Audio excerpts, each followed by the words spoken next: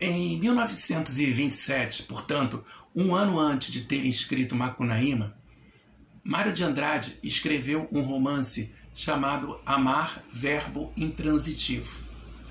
E aí cabe uma pequena revisão de gramática, de análise sintática, para podermos entender um pouco a história que o livro conta. O verbo amar, de acordo com a gramática, e a gramática não inventa, os gramáticos registram os fatos da língua que o próprio povo cria quando começa a estabelecer as normas linguísticas daquele idioma.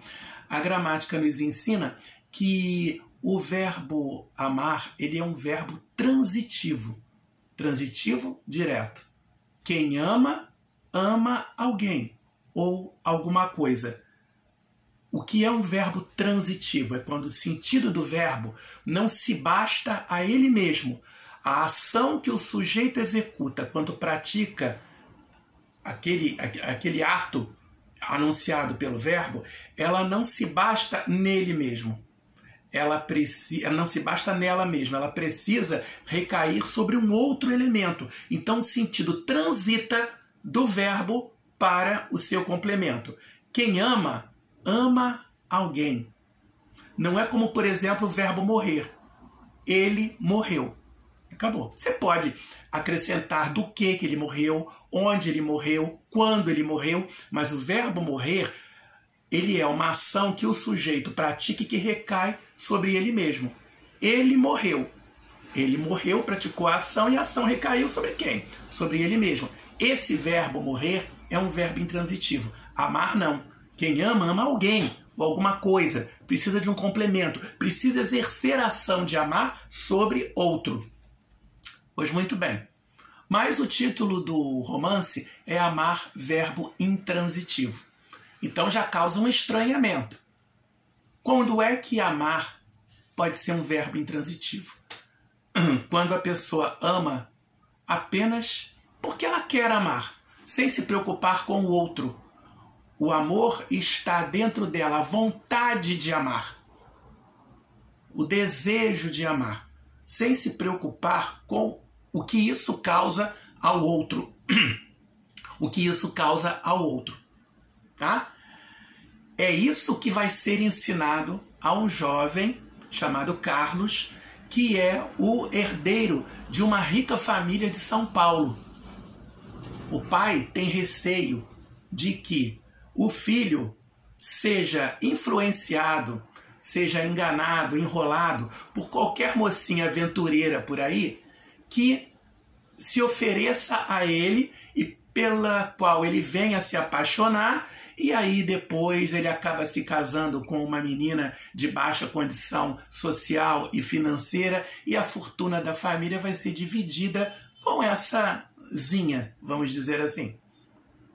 Essa é a ideia do pai, o burguês, que quer manter a sua fortuna a salvo das moçoilas aventureiras da cidade de São Paulo. Então o que ele faz? Ele contrata uma moça que já prestava serviço, já tinha prestado serviço a outras famílias ricas de São Paulo. Essa moça vem para a cidade, para a casa da família Souza Costa, com a desculpa de ser professora de alemão. E na verdade ela é alemã e sabe ensinar alemão. Vai ensinar alemão para o Carlos e para as suas irmãs. Essa é a desculpa, mas na verdade não é isso que ela vai fazer. O que ela vai fazer é atrair o Carlos de uma determinada maneira, ok? E fazer com que ele se interesse por ela. Ela é muito mais madura do que ele. Ele é um menino, ele é um adolescente que está começando na vida e ainda não tinha tido um relacionamento amoroso. Mas, como uma pessoa saudável, lógico, a libido já começa a crescer nele, o desejo sexual.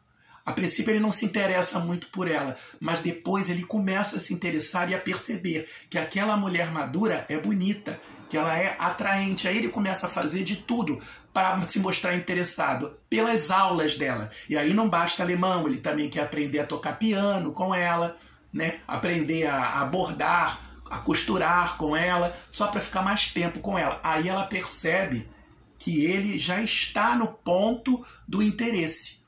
E aí ela vai aos poucos, arrumando uma situação. Mas olha só o pai sabe o que ela está fazendo ali. A mãe, e muito menos as irmãs, de nada sabem.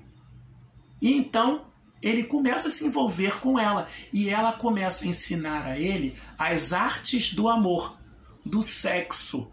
Mas existe ainda uma outra grande lição, que ele só vai aprender depois, quando ele já estiver envolvido por ela, apaixonado por ela, já tiverem transado várias vezes, aprendendo inclusive como transar. A intenção é fazer com que ele se torne um homem experiente, preparado, embora ainda seja apenas um menino. E aí a mãe descobre o que está acontecendo. E ao descobrir, exige do pai, do marido, que Fraulein Elsa seja demitida. Aquilo não pode continuar, aquilo é imoral. Afinal de contas, a família Souza Costa é uma tradicional e respeitável família católica. E os interesses do pai, né, não podem ser contemplados por uma família respeitável. Não podem existir ali dentro. Mas existem e funcionaram. Porque quando Fraulein é demitida, ela é demitida aparentando não sentir nenhum tipo de tristeza pelo fato de estar deixando o convívio com Carlos. Na verdade, ela gosta dele. Ela aprende a gostar dele, mas ela faz questão de mostrar que não sente nada. E isso faz com que o coração do menino se endureça.